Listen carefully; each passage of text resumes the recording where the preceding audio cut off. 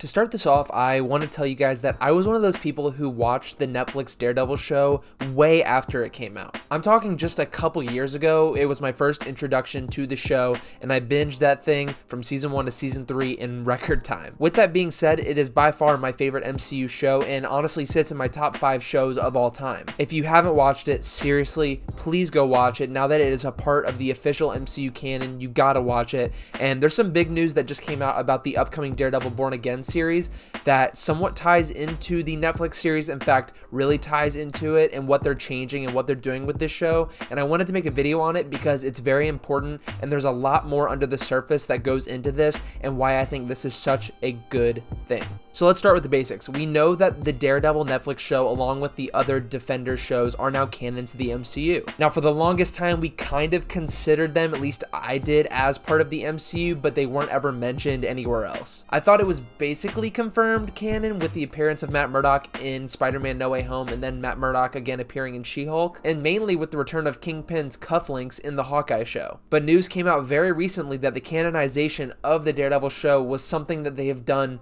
recently. Something that must have happened right before Echo. As we know, the Daredevil Born Again series that was supposed to come out, I think, next year is now getting a complete creative overhaul. There were people saying some pretty rough things about the series that they had been shooting so far, and about a year ago, I got to meet Charlie Cox, who plays Daredevil, and Vincent D'Onofrio, who plays Kingpin, and I asked them about the series. And while they were hopeful about the series, obviously they were very brief with it because they can't say much, but I can imagine with everything that's happening right now with the show, they couldn't be happier, and I'll get into that right now. First and foremost, the series is being restructured and the alleged plot of Foggy and Karen dying in the first episode off screen has been completely scrapped, and now they're coming back. I would just like to picture a world where that episode or that, idea came to life and how horrible the fans would have received it. Marvel needs huge wins after huge wins right now, and that would have been the worst loss. I mean, Daredevil, the original Netflix show, the main part for me that I enjoyed the most was the relationship between Foggy, Karen, and Matt. It's really the backbone, along with Wilson Fisk, the interpersonal relationships that each of these characters have. If you're gonna bring Daredevil back, why not give the fans something they want? And Marvel seems like they're listening, and we're getting them again, and they're coming back for the show. I hope they don't kill him off. But this seems to be just kind of the tip of the iceberg. We know Marvel executives such as Kevin Foggy got to see, or at least, look at some aspect of Daredevil Born Again, of what had been shot in the storyboards from the previous development team,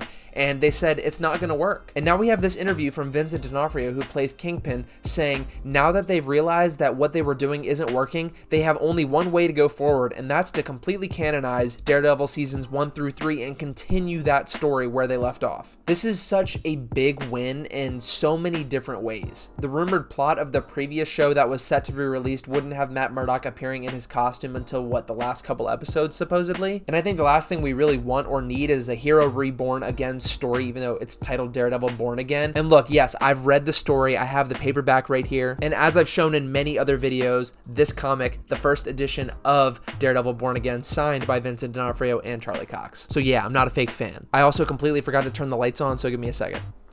Much better. On top of Karen and Foggy officially returning to the show, we also know from the previous reports that Frank Castle, the Punisher, is going to be returning in this series as well. While I did have tons of faith in this show before the whole rewrite and recreative overhaul thing that they're doing, now I'm even more hyped. I'm even more faithful because they have the guy who wrote the Punisher series developing the pilot episode and I think 2 more episodes. This is a series that Marvel needs to completely nail, not only just for the TV aspect of it, but the movies as well, with the rumored plots of Spider-Man 4 being a street-level Civil War film. That could be really cool, especially if you brought in the Defenders and other street-level Marvel characters that Spider-Man is now a part of. And I've wanted nothing more than to see Spider-Man, Kingpin, and Daredevil share the big screen. We got a little tease of it in No Way Home, but to have them fully meet each other would just be awesome. The fact that Marvel's saying, look, what we have was not working. We are going to give the fans what they want and tell good stories.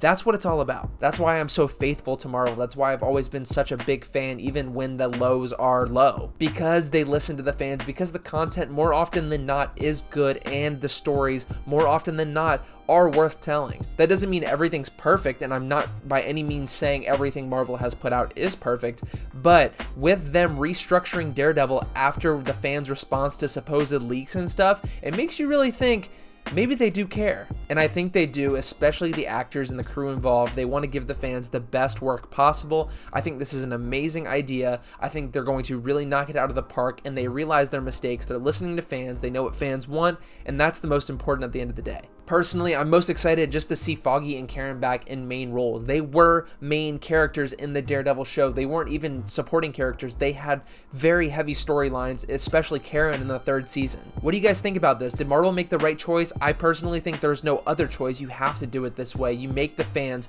come back in a big way, returning these characters that they love so much, and making the shows that they love canon to this big timeline. Kevin Feige and Marvel Studios have kind of put themselves in a very good spot with holding off on confirming the canonicity of Daredevil in the Defender shows, but after seeing the recent tracking of how the Marvel Disney Plus shows are doing, this seems like the best option, and people are happy with it. It's a win-win scenario for pretty much everyone. Now, I don't know about Agents of S.H.I.E.L.D. That show went off the rails. I personally liked it for doing that, but I don't think that show's going to be canon. Please let me know what you think down below in the comments. I read every single one, and I most likely will respond, and we are on the road to 1,000 subs. We're getting so close, so if you could hit that button and make my day, it would mean the world to me, and I will see you all very soon.